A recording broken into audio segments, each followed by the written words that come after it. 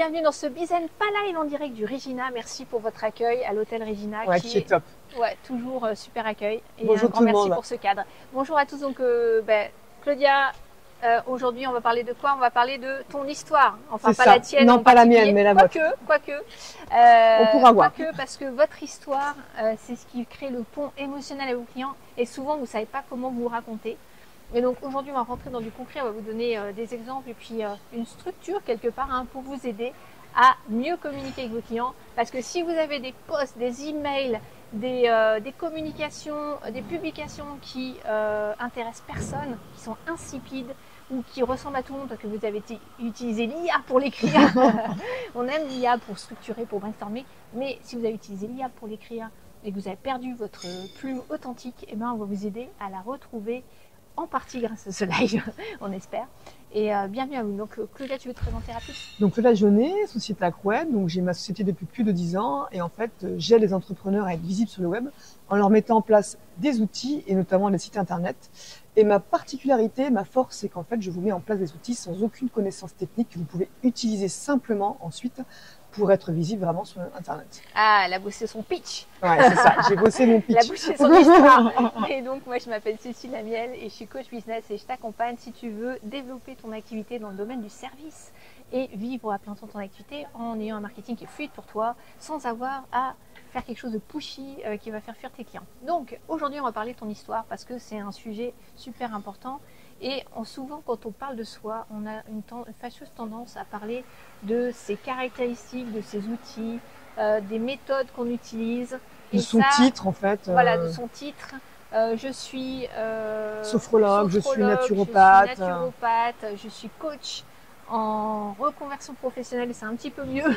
Mais derrière, on n'a pas forcément une idée concrète de ce que vous faites. Et de ce qui résonne autour de vous, c'est-à-dire de vos valeurs, de votre histoire, de ce qui va créer un pont émotionnel. Les gens, ils raisonnent par rapport aux émotions. Ils ne raisonnent pas par rapport aux outils, aux caractéristiques de ce qu'on partage. Et ils achètent aussi par rapport aux émotions. Exactement. On achète toujours émotionnellement et on vient justifier par la logique, par du rationnel. Donc, on a besoin de communiquer sur les deux, mais la première chose qui va faire la connexion, c'est votre histoire, ton histoire, quel que soit le domaine dans lequel tu interviens. C'est un petit peu comme dans les films ou dans les séries, tu vois. Il se passe toujours des choses, il y a des rebondissements. Oui. Une histoire, c'est pas complètement flat, plat. C'est quelque chose qui va prendre, captiver et garder la personne en haleine. Donc dans une histoire, il y a plusieurs étapes en fait. Et il y a un livre que j'avais lu à l'époque qui était l'histoire du héros de Joseph Campbell, donc The Hero's Journey, plutôt le chemin du héros. Je sais pas comment il se traduit en français, moi je l'avais lu en anglais. Mais en gros, alors c'est pas forcément adapté à l'entrepreneuriat, d'accord, mais on peut en tirer des clés pour l'entrepreneuriat. Et ça va nous montrer effectivement une structure finalement pour raconter l'histoire qui soit intéressante. Et donc en général, je vous donne la structure un peu brute comme ça, mais on va affiner après. C'est au départ, vous êtes dans votre monde ordinaire. Dans un film, c'est ça. Vous voyez la personne. Peut-être que elle est, je sais pas, elle a un boulot, elle vit sa vie. Tout va bien dans sa vie, elle est mariée, elle a des enfants, elle fait du sport, tout va bien, puis tout d'un coup il y a un pépin, un truc qui se passe dans sa vie où elle a une problématique. Donc ça peut être une histoire de couple, ça peut être un problème de santé qui arrive, ça peut être un problème avec ses enfants. Voilà, il se passe un truc, une rupture en fait qui fait que tout d'un coup c'est un petit peu la descente aux enfers. Si on faisait une courbe en fait, au départ elle est là, puis tout d'un coup c'est comme si elle plongeait au fond de la piscine. Et là c'est les péripéties qui s'enchaînent. Et nous, on est en empathie avec cette personne parce qu'on la voit se dégrader et on se dit oh, jusqu'où ça va aller waouh, et ça résonne avec nous parce qu'on est plongé dans les émotions avec elle. Et c'est comme ça que se construisent généralement les séries ou les films. C'est que tout d'un coup, on va plonger avec le héros dans ce qui arrive de pas cool. Jusqu'à ce qu'il touche le fond de la piscine et qu'il se passe quelque chose qui fasse qu'il arrive à se relever. Donc ça peut être une nouvelle rencontre, quelque chose de décisif qui fait que finalement il va réussir à s'en sortir. Et il y a pas mal de films qui sont construits comme ça. Et petit à petit ça va remonter. Et parfois il y a à nouveau une nouvelle chute et ça va remonter. Et c'est ce qui fait qu'on est tenu en haleine, c'est qu'on vient dans des montagnes russes comme ça d'émotions où on est à chaque fois captivé parce qu'on ne sait pas ce qui va se passer derrière. Et en même temps on nous tease, on nous fait voir, on a envie de connaître la suite parce qu'on finit à la fin sur quelque chose qui est en rupture par rapport à ce qui s'est déjà passé. Donc il y a des boucles, il y a ce qu'on appelle des cliffhangers, je perds mon micro, il y a des boucles ouvertes et des boucles qui se ferment, c'est-à-dire il y a une question qui se pose, on ne sait pas quel est le dénouement et jusqu'à ce qu'on ait atteint le dénouement, on reste en haleine et c'est comme ça qu'on nous maintient comme ça par des vagues dans l'histoire. Donc voilà, héros ordinaire, ensuite il vit une difficulté, il traverse ses difficultés et il rebondit, il en ressort grandi. C'est un petit peu le schéma avec une courbe comme ça qui remonte. Et on peut faire ça sur différents actes. Et dans l'entrepreneuriat, c'est un petit peu la même chose. C'est-à-dire qu'on a ce schéma-là. Ton histoire, tes galères, tes transformations. Donc si, par exemple, je partage mon histoire, je peux la raconter sous différents angles en fonction de la thématique. Et c'est ça qui est important que je vis. Je vous donne un exemple. Quand j'étais dans la parentalité, j'ai mis l'accent sur... C'est un peu comme si tu bouchais le projecteur et tu le mettais sur un pan de ton histoire qui est important. Donc, moi, une des ruptures qui dans ma vie, ça a été la perte de mon papa. Mon papa est décédé d'un cancer en 2009. Et jusque-là, j'étais dans mon histoire de héroïne ordinaire, c'est-à-dire j'avais une vie de famille, j'étais en couple, j'avais ma fille, j'étais salariée depuis 18 ans, enfin un peu moins à l'époque. J'avais une vie pépère, tranquille, on va dire, et j'étais sur des rails un petit peu, et j'étais en CDI, je me voyais pas forcément être indépendante, même si j'avais toujours cette petite idée qui traînait, mais dans ma tête, c'était pas forcément flagrant. Mon père décède, donc rupture, boum. Et qu'est-ce qui se passe suite à ça? Je cherche une chose, mon père vient de décéder, il venait de prendre sa retraite, et je me dis, waouh, t'as qu'une vie, si tu veux en profiter, c'est maintenant. Mon père, il avait des projets de partir en voyage, il voulait partir au Vietnam, il avait le projet avec ma mère d'acheter un camping-car et de faire le tour de l'Europe. Et comme ils n'avaient pas forcément l'argent, parce que mon père était donc professeur, mais ma mère était maman au foyer, et donc ils n'avaient pas forcément le budget pour partir en vacances loin, etc. avant. Ils attendaient vraiment de cumuler à la retraite, la maison était finie de payer, enfin il y avait tout un tas de choses qui faisaient que les curseurs étaient ouverts pour finalement profiter pleinement de à la fois leur budget et de leur temps. Comme beaucoup, c'est ce qu'ils se disent, on profitera à la retraite. Sauf que voilà, mon père décède et boum, tous les rêves sont balayés, partis à la poubelle.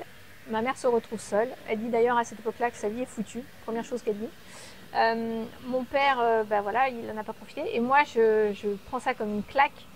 Et je suis à une période de transition où j'ai vécu un licenciement économique en plus. Et je viens de redémarrer un nouveau boulot. Donc quelques mois sont passés, je viens de redémarrer un nouveau boulot. Ça fait à peine 3 mois que je suis dans ce nouveau boulot quand mon père décède. Et là, je me dis, ah non, mais c'est pas possible. Je suis tous les matins à presser ma fille pour aller à l'école, vite fait, pour être à l'heure. Le soir, c'est mon conjoint qui la ramène. Je fais des horaires assez amples. Je travaille beaucoup et en même temps, je me dis, tu vas pas attendre la retraite en fait pour profiter de la vie. La vie, c'est maintenant. Et donc, je prends conscience de ça et petit à petit, je commence à chercher. C'est la quête du héros là, de nouvelles expériences. Et je commence à chercher une solution pour commencer à générer des revenus alternatifs pour pouvoir éventuellement à terme quitter mon boulot. Et ça dure cette période-là pendant quand même pratiquement 5 ans. C'est-à-dire entre le moment où j'ai commencé à chercher et le moment où j'ai commencé à mettre en place des choses, parce que j'avais pas forcément le mindset, il a fallu que je passe par des apprentissages, que je commence à me former, que je m'entoure de nouvelles personnes, et tout ça, ça a pris du temps. J'étais pas dans un monde d'entrepreneurs du tout, moi. Je connaissais aucun entrepreneur que des salariés. Et voilà, et boum, je rebondis et je lance mon premier blog, ma première activité en ligne. Je lance aussi, je me forme dans l'immobilier, j'investis dans l'immobilier. Tout ça, c'est des actions qui font que petit à petit, je génère des revenus et mon business en ligne commence à décoller et voilà, et c'est parti. Et voilà, et quand en fait j'étais dans la parentalité, j'appuyais plus sur, ça c'est plus le côté entrepreneur, comment je me suis lancée. Mais quand j'étais dans la parentalité, mon père était prof, donc je disais, en gros j'avais démarré par une activité en lien avec la parentalité parce que ça me connectait à lui d'une certaine manière. C'est-à-dire que mon père était beaucoup dans le jeu, le ludique, l'humour. Je me souviens quand il était avec ses élèves, le mercredi par exemple, il emmenait... il y a beaucoup d'élèves qui étaient à la maison quand il n'y avait pas cours le mercredi. Ouais, et il faisait des cours de théâtre à la maison. Il leur faisait faire des scènes, il préparait les spectacles de fin d'année. Et donc moi je voyais ses élèves, ils s'éclataient, ils rigolaient tout le temps. Ils faisaient beaucoup d'imitations, de jeux de rôle, etc. Et moi j'ai vécu là-dedans en fait. Et quand j'ai lancé mon activité sur la parentalité ludique, par le jeu et par l'humour et tout ça, par une communication en non-verbal avec nos enfants, bah, c'était en lien avec tout ce que j'avais vécu, et un livre qui a été aussi un déclic. Et voilà, je vais mettre le projecteur sur cette partie de l'histoire quand je parle de parentalité. Évidemment, quand je parle d'entrepreneuriat, je ne vais pas mettre le projecteur sur cette partie de l'histoire parce qu'on s'en fout un peu que mon père soit prof, d'accord.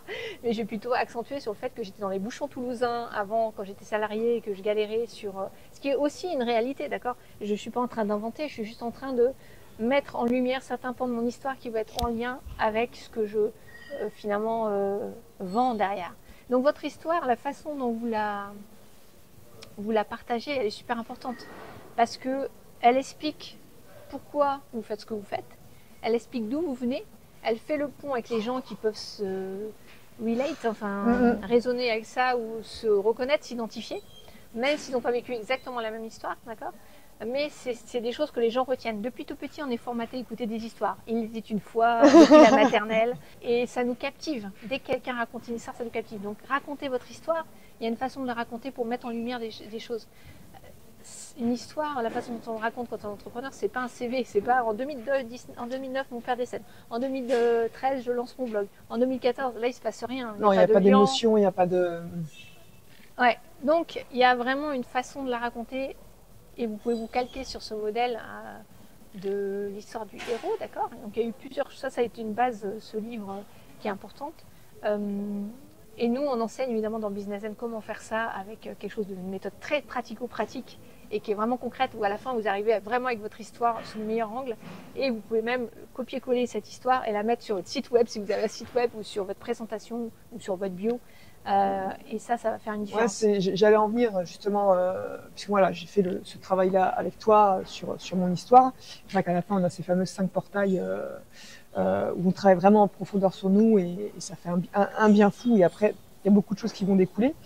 Et justement, c'est là que je me suis rendu compte que sur mon site internet, mais qu'est-ce qui se passait au niveau de la partie que vous savez là, qui suis-je, ou à propos, ou suivant comment on la nomme, on se rend compte qu'en fait on écrit tous un truc bateau, avec un petit peu son CV, j'ai fait telle formation à tel moment, je fais ci, je fais ça, et il n'y a rien qui transcende derrière, il n'y a pas d'émotion.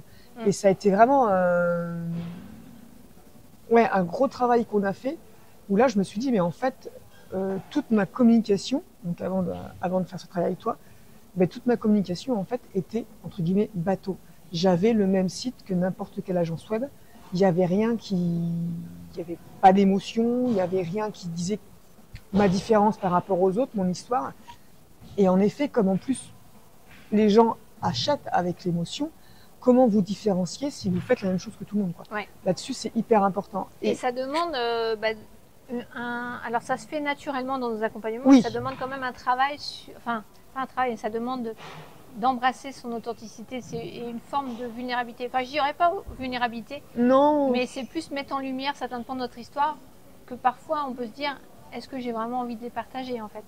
Si vous avez vécu un cancer, comme certains de nos clients, ou si vous avez vécu un burn-out, si vous avez perdu un proche dans un décès, et que vous êtes encore dans l'emprise, dans les émotions par rapport à ça, et que c'est encore difficile à vivre pour vous, parfois c'est pas évident de partager ça, et ce que je peux entendre, mais pour moi c'est un incontournable de mettre en lumière certains pans pour, en lien évidemment avec votre business, parce que vous n'allez pas parler, il faut que quelque part cet événement-là, qui a été un déclencheur ou un point de rupture, il ait changé la donne, et que vous ayez tiré des enseignements ou réalisé certaines choses dans votre activité actuelle à cause ou grâce à ça en fait.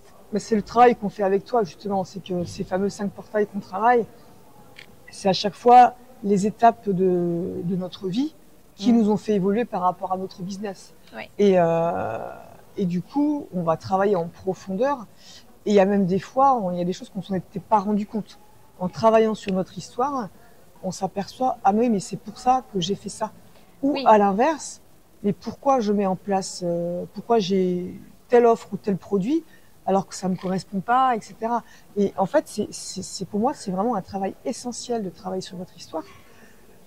Tu peux partager juste par rapport à ton histoire, Claudia, parce que là, ça vous paraît, moi je vous ai donné mon exemple, Juste pour donner un cas concret aussi de toi, quel pont t'as fait en fait par rapport à ton histoire à toi?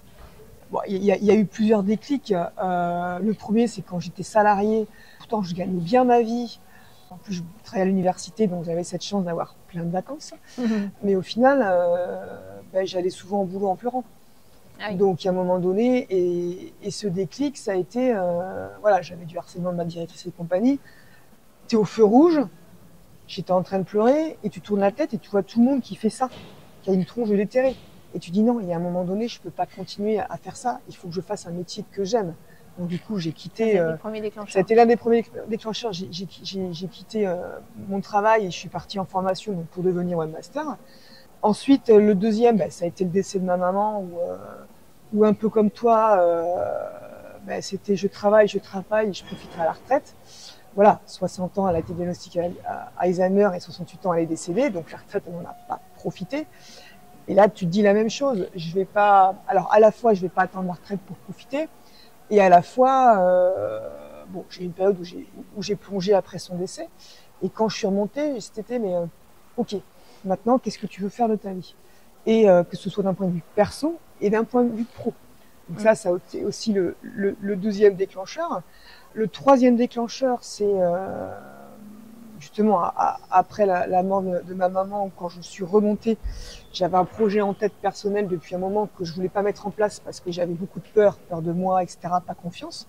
Donc là, j'ai commencé à prendre confiance et j'ai mis en place ce projet. Donc tu vois, il y a eu plusieurs points de rupture. À chaque fois, tu as rebondi et c'est oui, passé des choses derrière. à chaque fois, ça a été ça. Voilà. C'est l'histoire du héros de tout à l'heure. Hein, ouais, c'est ce que ça. tu dis. Et ça, en fait, ce qui est intéressant, c'est que tu vas parler du contexte, tu vas parler de ce que tu as vécu, tu vas parler de...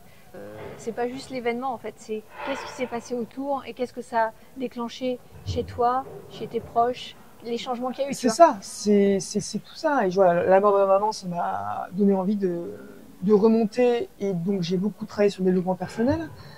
J'ai monté un projet, donc c'est un site Paradis Animalier, qui est un cimetière pour animaux virtuel, où j'ai investi beaucoup de temps et d'argent.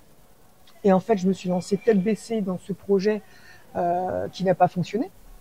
Donc du coup, je suis retombée puisque voilà, quand tu investis 35 000 € dans un projet qui ne marche pas, derrière, ça engendre en plus des conflits familiaux, etc.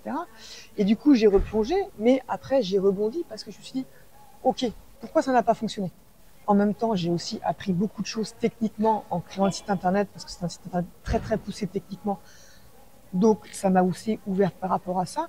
Et comme j'ai souhaité savoir pourquoi ça n'a pas fonctionné, je me suis dit, ok, aujourd'hui j'ai mon entreprise, ça, ce projet n'a pas marché, j'ai envie vraiment de booster mon business, comment je fais?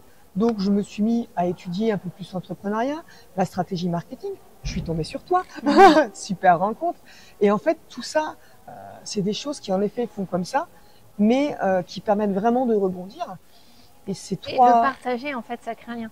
Vous voyez, si tu partageais pas ça, tu aurais une com hyper corporate, très lisse, oui. très...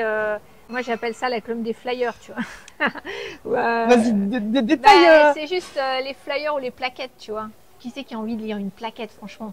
C'est voilà ce qu'on fait, voilà pourquoi on est les meilleurs et acheter chez nous. Personne n'a envie de ça aujourd'hui. Les gens, ils sentent que c'est de l'aseptisé, du réchauffé, du déjà vu et ils s'en foutent. Surtout dans les métiers du bien-être, du coaching, de l'accompagnement. Où là, l'humain est hyper important. Voilà, ce côté humain. Donc, si vous faites un truc tout lisse, qui ressemble à tout le monde et en fait, on vous montrez pas qui vous êtes vraiment, les gens, ils accrochent pas en fait. Donc, l'authenticité, elle est super, super importante. Et par votre histoire, il y a un moyen de l'amener pour que ce soit attractif et que ce soit pas non plus déversé dans le pathos à fond. Il m'est arrivé que des malheurs dans ma vie, parce que oui, ça peut faire fuir aussi. Ça peut faire fuir aussi. Parce que dans l'histoire, il y a toujours un rebondissement. Si vous racontez que vos malheurs, eh ben, il va pas se passer grand-chose. Parce que si les gens vous suivent, il faut quand même qu'il y ait un dénouement, voilà, où vous avez tiré des enseignements, des choses qui ont apporté, qui sont à l'origine de votre méthode.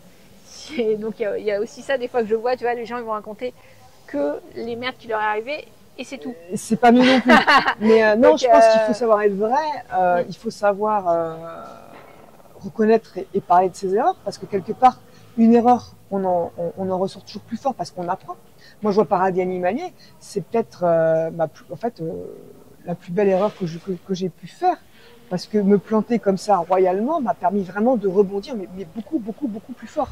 Parce que du coup, je me suis dit, ok, je veux que mon entreprise marche, je veux me booster, donc je vais me former plus, je vais m'entourer de personnes comme toi, Cécile, pour bouger tout ça, et je vais apprendre de cette erreur. Et c'est pour ça qu'il faut pas hésiter faut pas cacher les choses, il faut les dire, et ça, je pense que c'est hyper important. Et en effet, savoir parler de soi, mais en vrai, et notamment le montrer sur cette fameuse, enfin moi je parle du site internet parce que c'est mon métier, mais cette fameuse page à propos que si on la lit, la plupart des personnes, en fait, il y a rien dessus. Il y a rien d'intéressant. Alors que si vous parlez vraiment vrai, c'est tout autre. Ouais. C'est tout autre, quoi. Complètement. Et donc oui, si on doit reprendre un petit peu la structure pour vous partager les points, il y a le contexte, donc c'est qui vous étiez avant que vous ayez ce déclic, donc vous décrivez votre vie du héros ordinaire là pour le coup.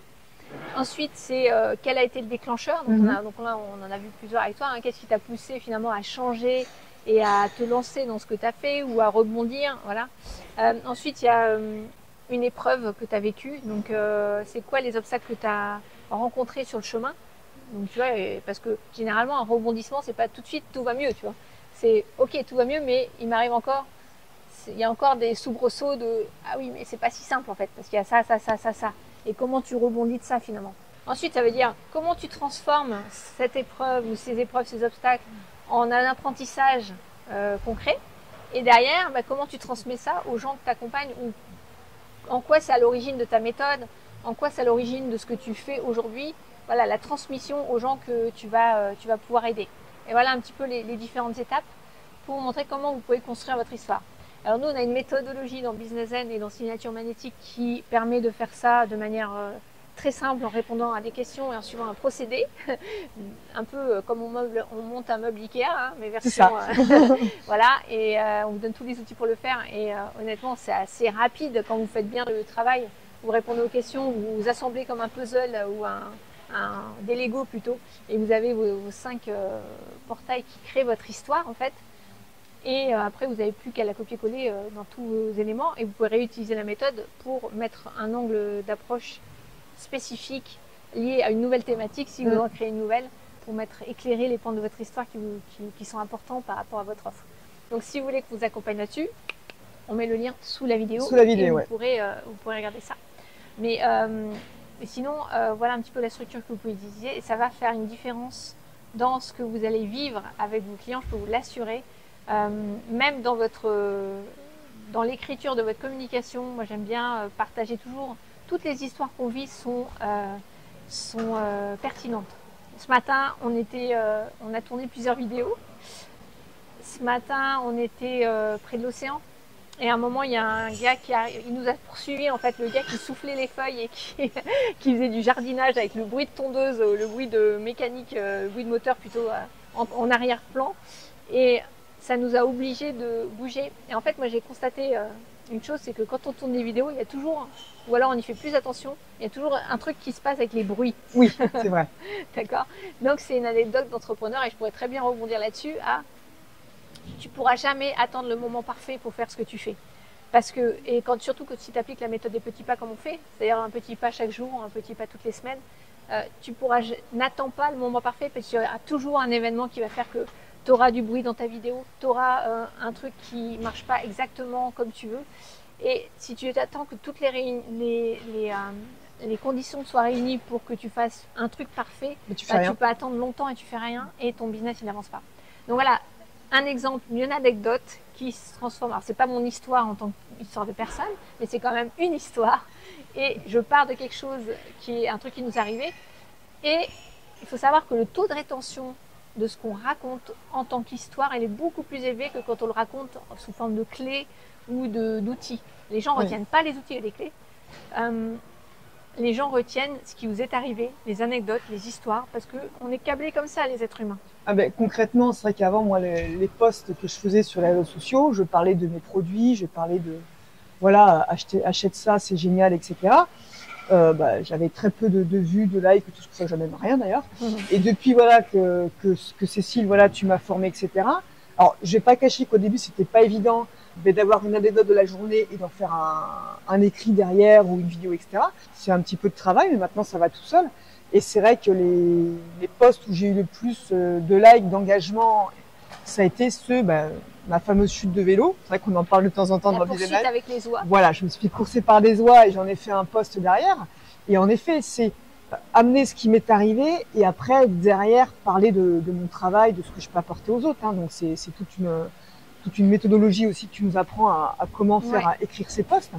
Et puis, récemment, le dernier que j'ai fait, voilà, je suis partie faire Compostelle et j'en ai fait un post.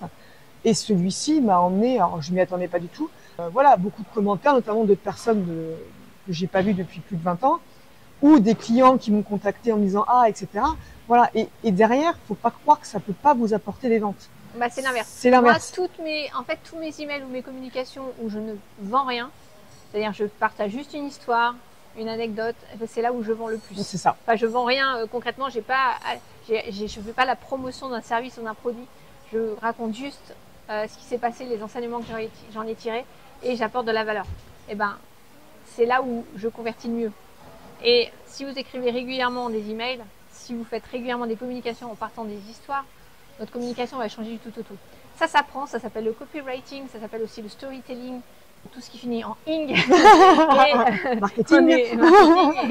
Et honnêtement, c'est fun, c'est fluide. Quand vous le faites avec votre personnalité, votre ton, et on vous enseigne à faire ça, c'est vraiment fun et vous allez kiffer communiquer. Ça va plus devenir une contrainte. Mais ça doit faire partie de votre process de travail en fait, de la semaine. Parce que si vous incluez pas de travail sur cet aspect-là dans votre façon de communiquer sur votre activité, d'être visible, c'est mort. D'accord? Donc c'est vraiment important vous allez ramer beaucoup plus si vous faites pas ça en fait. C'est ça. C'est vraiment voilà. Et ça change vraiment la donne. Enfin, moi j'ai vraiment vu la différence. Et en fait voilà, vous êtes vous. Et le fait d'essayer de créer des choses, d'écrire des choses qui parlent de vous, vous allez voir que, alors, au début, voilà, on se met un petit peu entre guillemets à nu, donc ça peut paraître difficile, mais après ça va vraiment tout seul, et du coup c'est beaucoup plus facile d'écrire que d'écrire quelque chose sur je vends ce produit. Et on parlait aussi le Business Life précédent sur la prospection, et du coup on n'a plus l'impression de prospecter en faisant du storytelling. Ouais. C'est complètement différent, alors que c'est un moyen de prospecter. Quoi. Ouais. Et c'est un entraînement, donc entraînez-vous, amusez-vous, faites-vous plaisir, dites ce que vous pensez, partagez vos opinions, partagez votre histoire, et ça va changer la donne sur votre business. Donc voilà. Alors par contre, les erreurs à éviter, c'est vrai que personne n'est parfait. Donc ça sert à rien d'être parfait dans vos posts, de vous montrer que tout va bien, il n'y a pas de souci, vous êtes le meilleur, ceci, cela. Vous allez perdre en authenticité. Et donc ça, c'est vraiment important. De vous montrer tel que vous êtes. Voilà, de vraiment de pas se censurer sur son histoire, sur qui on est, sur. Il y a des gens qui vont être attirés, des gens qui vont être repoussés, et des gens qui vont pas accrocher. Et c'est tout à fait ok. C'est ça qu'il faut vraiment comprendre, c'est que il y a une partie des gens qui vont venir à vous, et ça va être les gens en plus que vous allez adorer accompagner parce qu'il y a vraiment une résonance. Et les autres, c'est pas grave. Ok. Et ça fait un tri sélectif en fait. Ça fait un tri, voilà, et c'est pas plus mal. Voilà. Et encore une fois, la clé, de ne pas vous enfermer dans un jargon professionnel, pseudo, incompréhensible par le commun des mortels. Il faut des choses qui créent la connexion, où les gens peuvent s'identifier. Et même s'ils ne sont pas webmasters, les gens peuvent s'identifier avec le fait d'avoir été poursuivis par des animaux ou des choses comme ça. C'est vrai que c'est souvent quelque chose qu'on fait d'être trop technique. Il faut vraiment parler en termes on le dit souvent, de problématiques et de besoins de vos clients, et pas partir dans les termes techniques où ils vont rien comprendre parce que vous allez les perdre. Donc c'est pas la peine. Donc voilà ce qu'on voulait vous partager. Pour aller plus loin, vous pouvez télécharger le guide qu'on vous met à disposition, qu'on vous offre les 5 jours pour attirer vos prochains clients sans forcément avoir d'audience. Donc téléchargez-le, vous allez voir, en téléchargeant ce guide, vous entrez dans notre communauté par email et on va vous envoyer régulièrement du contenu qui va vous aider à développer votre activité de la manière la plus sereine et fluide possible. Et puis, on sera ravis de vous accompagner si vous avez un petit budget à mettre dans votre formation, l'investir en vous, en vos capacités à réussir. Eh bien, on est là aussi pour vous accompagner et on vous dit à très vite pour la suite. Bye bye. Ciao.